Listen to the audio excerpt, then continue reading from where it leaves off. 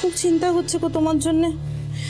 মা আর বড় মাও তো বাড়িতে নেই, না হলে বড় মাকে জিজ্ঞেস করে বড় মার ওই নিরামিষ এসে তোমার একটা ব্যবস্থা করে দিতাম, কিন্তু বড় মা তো নেই বাড়িতে, না জিজ্ঞেস করে কি করে তোমায় যেতে দিই বলো? কি করবে গো তুমি? আমি কিছু ব্যবস্থা করে দিই? না ঠিক আছে, পিকু নয়, আসলে তুই রান্নাঘরটা নোংরা করেছিস যাতে আমি রান্না না করতে পারি।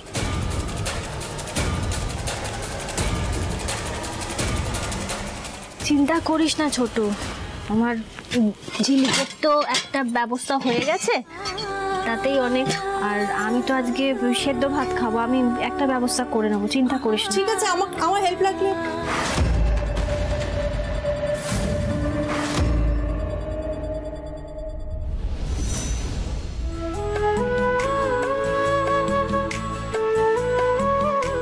রাইমাকে কাঁচা লঙ্কা নিয়ে আসতে বললাম, খুঁজে পাবে তো?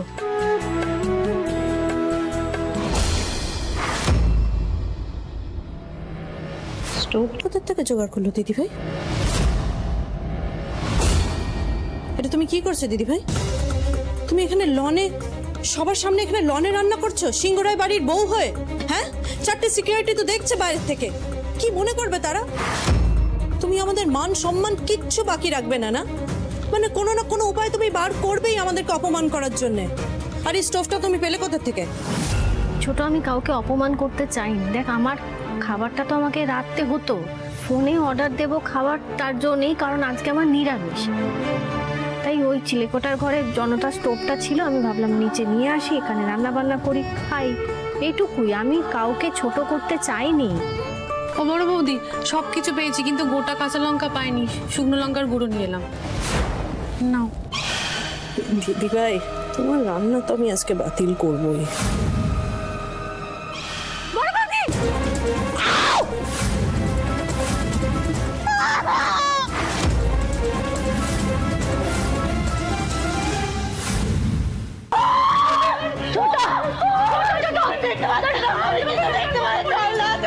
ছোট ছোট শান্ত হ, ছোট ঠিক হয়ে যাবে। ছোট বৌদি, চোখে খুব খারাপ ভাবে লঙ্কার গুঁড়ো পড়ে গেছে, কি হবে এবার? রাইমাকে ঘরে নিয়ে যেতে হবে, শীঘ্রই ঘরে নিয়ে চলো।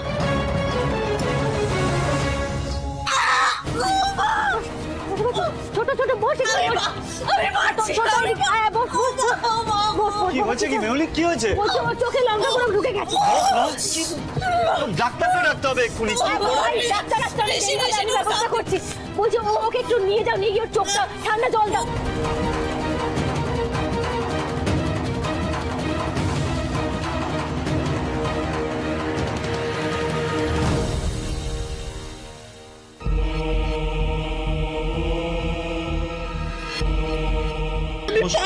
আমি জানি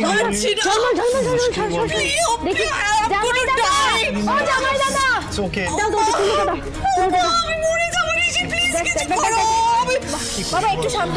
দেখ, এই দেখ, এটা ঠান্ডা হয়ে যাবে। একটু সরা, হাতটা সরা, আমি এটা চোখে দিয়ে চোখে দিতে দে। আমি তোমার গিনি পিগটাকে সরাও। শোন, আমার কথাটা শোন, এটা এই যে ঠান্ডা দুধটা আছে না, এটা চোখে দিলে আরাম হবে। তুই দেখ, আমি তোকে আরে ডাক্তারি কি মান করছি তো? আরে সে তুমিও, তুমি এখানে দাঁড়িয়ে দাঁড়িয়ে বসতে বললে কথা শুনছো? Please call up the doctor. Okay baby, okay. বাবা শোন, দেখ, এখন ডাক্তার বদ্দি করতে গেলে না অনেক সময় নষ্ট হবে, তুই সহ্য করতে পারবি না কষ্টটা। আমার কথা শোন, একটু মাথা ঠান্ডা কর। দেখ দেখ দেখ দেখ, এই দেখ, এই মান করছি তোমার বসছি ডক্টর আমার মনে ইউজ করবে না। ঋষি, ডক্টর কোথায়? ডক্টর এনগেজ আসছে বেবি, আমি তো বুঝতে পারছি না আমি কি করব। আচ্ছা শোনো না, এখন তো আমাদের সময় নেই, দেরি হয়ে যাবে, দেখো আরো তোমার কষ্ট হবে। I just can't take it. বৌদি তুমি করো না কিছু একটা প্লিজ। এই তো দেখ, এই দেখ আমাকে বেবি।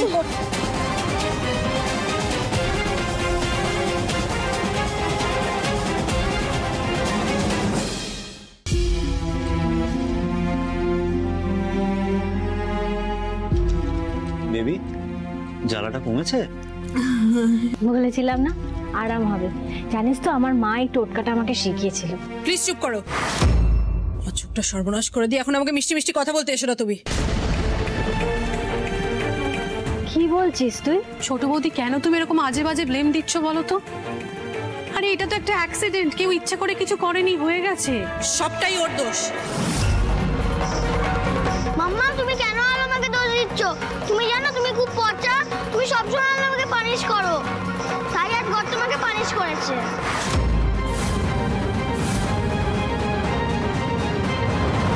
ঝলমল, মায়ের সাথে কেউ এভাবে কথা বলে? মাকে সরি বলো, সরি বলো ঝলমল। সরি মাম্মাম। যাও নিজের ঘরে যাও, ঘরে যাও ঝলমল। ঋষি দেখলে? দেখছি বৌদি, তোমাকে একটা বাস্তব কথা বলে দিয়েছে। এই যে তুমি আস্তে আস্তে ঝলমলকে ওর বাবা মার থেকে দূরে সরিয়ে নিচ্ছ না, ঝলমল যে উঠতে বসতে ওর মা বাবাকে যা খুশি বলছে, আমি জানি এগুলো সব তোমার উস্কানিতেই হচ্ছে, কিন্তু একদিন তুমি এগুলো ফেরত পাবে, আর সেটা পাবে তুমি তোমার মেয়ে ঝিলিকের থেকে। আমার কথাটা মিলিয়ে নি। চলো মেহুল।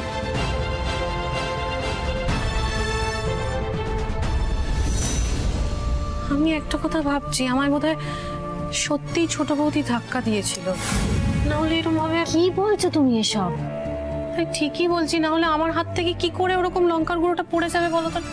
জানো তো বড় বৌদি, ঈশ্বর না মাঝে মধ্যে বাচ্চাদের মুখ দিয়ে কথা বলা, ঝলমলের ব্যাপারটাও মনে হয় তাই। দেখো বৌদি, যা পাপ মেহুলি ম্যাডাম করছে তার কর্মফল একদিন ও পাবেই পাবে।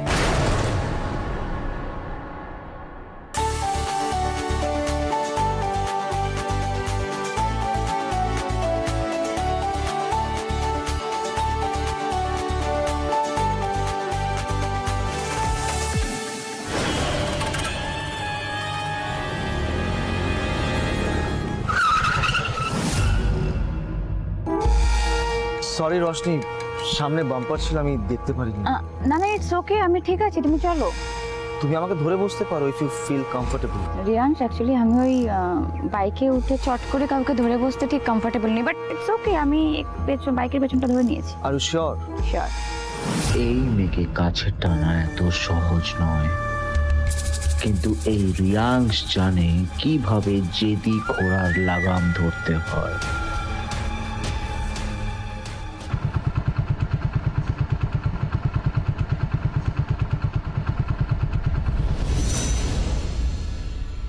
এই রশনি, আইসক্রিম খাবে?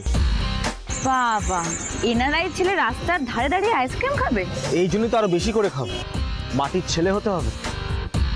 চলো, দুটো বাটারস্কচ আইসক্রিম। এই নিন madam ice cream. Thank you. Simki এখন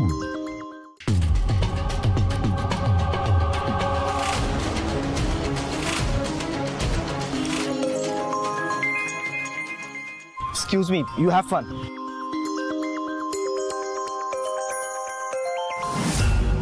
কি হলো, কি এতবার ফোন করছো কেন?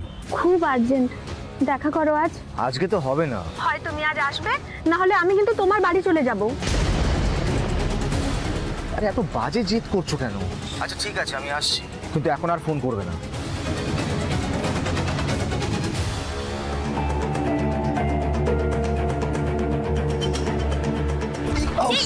শিট, আইসক্রিমটা পড়ে গেল। আমি নিয়ে আসছি আরেকটা।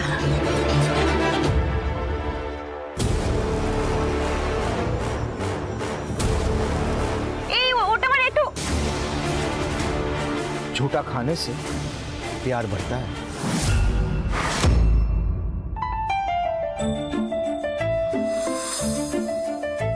কি হলো, তুই এত বড় বাইক নিবি তাই বলে আমি আর তোকে দেবো না। দিবি না মানে হিসাবে দে।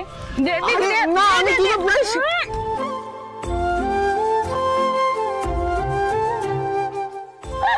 বেশ হয়েছে বিকু, আরো খা।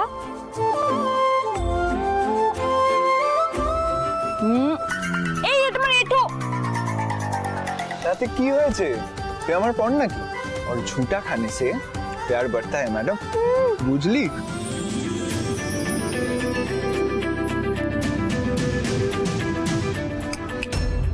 কি হলো ম্যাডাম, কোথায় হারিয়ে গেলেন? না কিছু না। আমি জানি এই হাসিটা তোমার ওই ছেলের জন্য, কিন্তু আমি তোমাকে এমন ফাঁসাবো যে কেঁদে কুল পাবে না রশনি। সেই দিন লাগবে আসল আগুন, আর সেই আগুনে পড়বে তুমি আর ওই আলো বৌদি।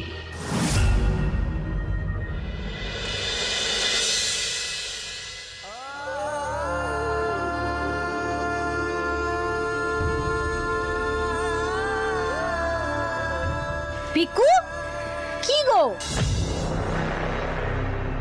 এই দেখো তরকারিটা তো ধরে গেছে। কি হচ্ছে তোমার, এত অন্যমনস্ক কেন? হ্যাঁ, সকাল থেকে ঠিক করে কথা বলছো না, তোমার কি শরীর খারাপ?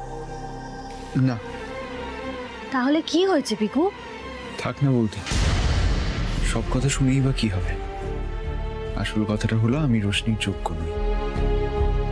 এই বাস্তবটা তো তুমি বদলাতে পারবে না। ও আবার কি কথা পিকু? কে বলেছে তুমি রশনির যোগ্য নও? সবাই বলেছে বৌদি, তুমিও বলেছো।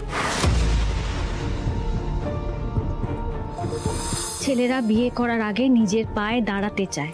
পিকুর বয়সটা এখন অল্প, ও নিজের পায়ে দাঁড়াতে একটু সময় লাগবে। ও এই ব্যাপার।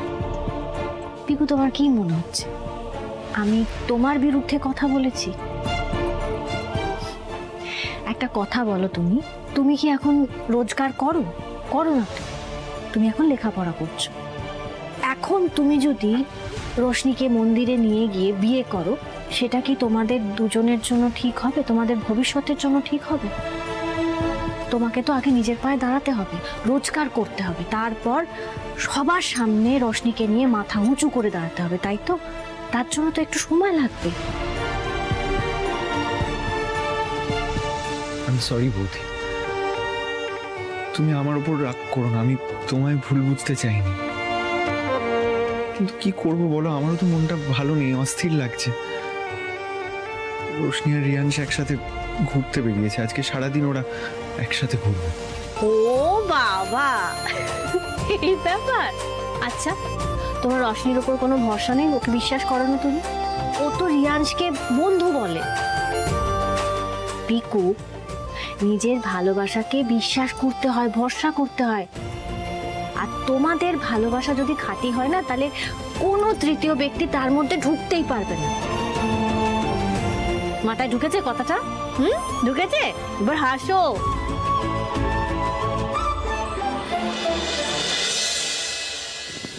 মেহুলি, ও সরি বাবা, আপনারা চলে এসে বুঝতে আরে তুমি উঠছো কেন? না না, তুমি রেস্ট নাও। তোমার এখন শরীর কেমন আছে? বেটার আছি অনেকটা বাবা, এখন ঠিক আছে। কি হয়েছে বাবা, আপনাকে এত টেন্স দেখাচ্ছে কেন? না আসলে বাবা একটু ওই রশনি আর রিয়াংশের ব্যাপারটা নিয়ে টেনসড। বাবা কি হয়েছে, কেন টেনশন করছেন? আমি বলেছি না, রিয়াংশের ওপরে আমার কমপ্লিট ফেথ আছে, ও সবটা ম্যানেজ করে নেবে। একটু আগেই তো কল করেছিল, ওরা রশনি আর রিয়াংশ মিলে একসাথে পুরো কলকাতা শহর দেখতে বেরিয়েছে। চিন্তা করবেন না, সব ঠিক হয়ে যাবে। হ্যাঁ, তাই যেন ভয় মেহুলি। তোমরা কথা বলো। হ্যাঁ, আমি একটু আসছি। চলুন ঘরে দিয়ে আসি। না না, ইটস ওকে। ও বাবা সরি বলতে ভুলে গেছি, ওই খাদ্য মেলার মিস্টার ঝুনঝুনওয়ালা আছে, ওনার কল এসেছিল, তো আপনাকে আমি না আমাদের সবাইকে ইনভাইট করেছে, সো আপনি যাবেন তো? দেখছি। আরে বাবা, আমায় ক্ষমা করে দাও প্লিজ। আমি প্লিজ আমার একটা কথা তো শোনো। কি হয়েছে? খুব তো আড্ডা জমে উঠেছে দেখছি। হয়েছে নাকি? বাকি বেড ধরেছিলাম, তোমার ননদিনীর কাছে হেরে গেছি। খুব ভালো হয়েছে, মানে হওয়া উচিত। ব্যাস, এইবার কান ধরে উঠবস করো। যাও। রশ্মি, কি হচ্ছে? সবাই আছে। তুই আমাদের মাঝখানে কেন ঢুকছিস? আমরা বুঝি বাবা ওকে, যা ইচ্ছে করো। তাহলে ম্যাডাম, আপকা হুকুম সরাখো। এবার স্টার্টটা করো, চলো কাউন্ট করছি আমি। হ্যাঁ, দেখেছেন বাবা, দুজনে একে অপরের সাথে কতটা কমফোর্টেবল হয়ে গেছে। 500। আরে আর না, চুপ। আর কত উঠবস করাবে? ঠিক আছিস? হাবিয়ে গেলাম, এবার খিদে পেয়ে গেল তো। জল খাবি? এই বৌদি ভাই, আজকে আমরা খুব মজা করেছি জানো। খুব ভালো রশনি, খুব ভালো। আশিকিলা বিহারে মোহন স্পেশাল রাইখিরি পকোড়া আশিকিলা। ও বাবা, থ্যাংক ইউ। আরে দিদিমণি, বাবু, বড় বাবু, বিহারে মোহন স্পেশাল পকোড়া কাজল দিদি শাশুড়ি মুখে শিখাইছো। কাজল দিদিটা ছেড়ে তোকে জানতে হবে না। এই ভালো হয়েছে পকোড়াটা। এই দাদা বাবু, ঠাই খিরি না খাইছু, গরম হচ্ছে।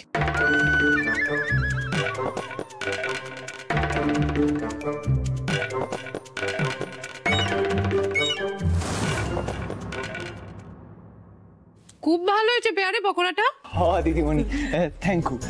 ঝাল হয় নাই তো?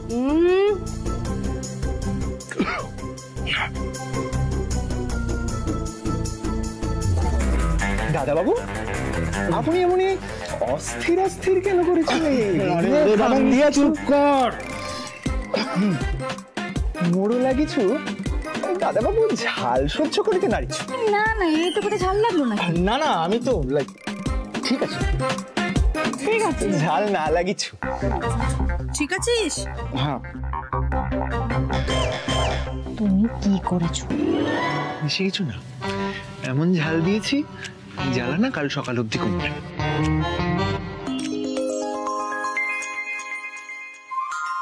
আমি একটু ওয়াশরুম থেকে আসছি।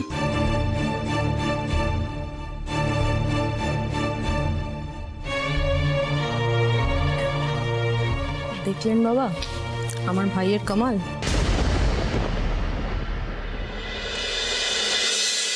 শেষ বল শেষ, তোর কাছে কোনো অ্যাসিডিটির ওষুধ আছে? কেন, কি হলো? ওই শেলফের উপর মেডিসিন বক্স আছে, নিয়ে নে। আর বলিস না, ওই ওরে বাউনটা, আরে এমন ঝাল খাইয়েছে, পেটটা জানি কেমন একটা করছে, জানিস তো, ভাল লাগছে না। বুঝলাম। আমি তোকে বলে দিচ্ছি শেষ, এই উড়ে বামুনটা আমার একদম সুবিধার মনে হয় না। কেমন যেন একটা কথাবার্তা, আমার না মনে হয় যেটা দেখায় সেটাও নয়। ও প্রবলেম নয় রিয়াংশ, ওকে আমরা পরেও ডিল করে নিতে পারবো। প্রবলেম হচ্ছে ওই আলো আর রশনি, ওরা যতদিন বাড়িতে থাকবে আমরা কিচ্ছু করতে পারবো না। একদম ঠিক কথাই বলেছিস, ওই রশনি একটু বেশি আলো বৌদির নেওয়াটা, আর সেটা কাল আমি বেশি শিওর হয়ে গেলাম। কেন, কাল আবার কি হলো? কাল রশনি ঘর ছেড়ে পালাচ্ছিল, আলো বৌদি গিয়ে আটকেছে। কি বলছিস তুই? তুই কি করে জানতে পারলি? লাক বাই চান্স, আমি গার্ডেনে গেছিলাম একটু, হঠাৎ করে পায়ের আওয়াজ পাই। পালিয়ে যাচ্ছিস রশনি? পালিয়ে গেলে কি সব সমস্যার সমাধান হবে রশনি? বৌদিভাই না রশনি, আর কোনো কথা হবে না এই সমস্যা। একবার শোনো, আয়, আর কোনো কথা। বৌদিভাই আমার লাকটা দেখলি, যেখানে লাফড়া সেখানে রিয়াংশ। এক সেকেন্ড দাঁড়া, তার মানে তুই বলতে চাইছিস যে এই পুরো ঘটনাটা দিদিভাই আমাদের সবার থেকে লুকিয়ে গেছে?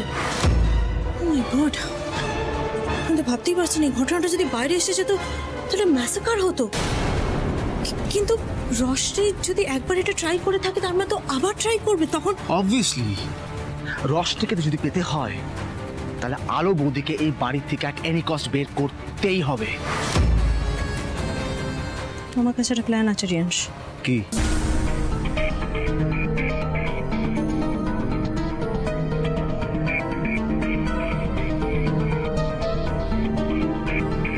ওয়াও সিস, বেশ ভালোই তো প্ল্যানটা কষেছিস। তোর কি মনে হয় প্ল্যানটা ওয়ার্কআউট করবে? এবার এই প্ল্যানটা ওয়ার্কআউট করাতেই হবে রিয়াংশ, এবার ওয়ার্কআউট করাতেই হবে, এবার আর রিস্ক নিতে পারবো না আমরা। ওকে দেন, মিশন মকর সংক্রান্তি।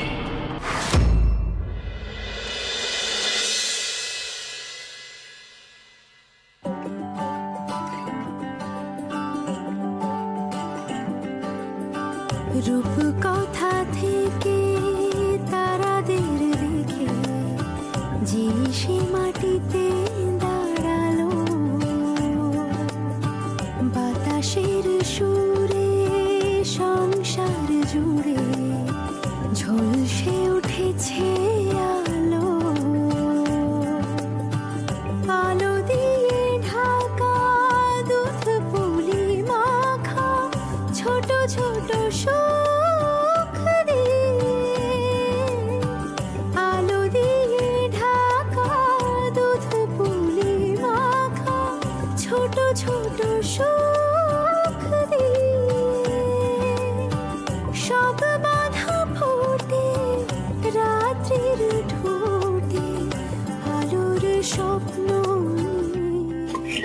কতক্ষণ গো, দেখেই খিদে পেতে। দাঁড়া না বাবা, আগে জগন্নাথ দেবের জন্য কয়েকটা সরিয়ে রাখি, তারপর তোদেরকে দেবো। আমি না সত্যি ভাবতে পারিনি এইবারে মকর সংক্রান্তিতে আমি আমার জগন্নাথ দেবকে ভোগ দিতে পারবো। জানো তো, প্রত্যেক বছর আমি রান্নাঘর ধুয়ে মুছে তারপর পিঠে করতে বসতাম। এইবারে না খুব মানে একটু ভয় ভয় ছিলাম। মন থেকে চেয়েছো বলেই না উপায় হয়েছে বড় বৌদি। সত্যি গো, যদি বড় মা অনুমতি না দিতেন তাহলে তো এসব জোগাড় যন্ত্র করতেই পারতাম না। ঝিলিক ঝলমল, এখান থেকে পিঠে খা। হ্যাঁ,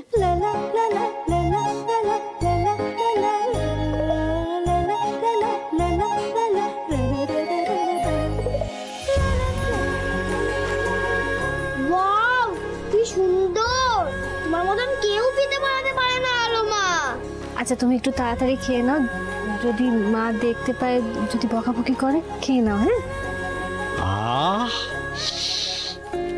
বাবা, কত রকমের পিঠে, আর পিঠের কি মিষ্টি সুবাস সারা বাড়িতে ভরে গেছে।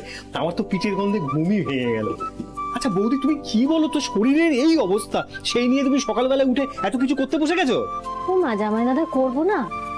আজকের দিনটা তো একটা গুরুত্বপূর্ণ দিন।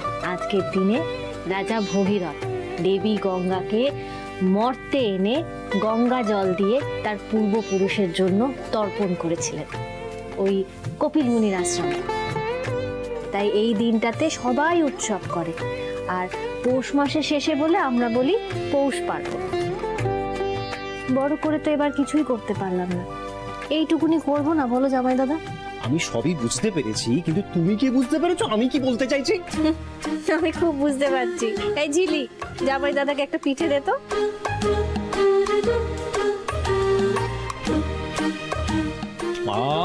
কি স্বাদ! এই জন্যই তুমি অন্নপূর্ণা, অপূর্ব অপূর্ব স্বাদ। জামাই দাদা একটু হাসতে, হ্যাঁ, তো চেঁচামেচি করলে না ধরা পড়ে যাবো। ধরা তুমি পড়ে গেছো বৌদি।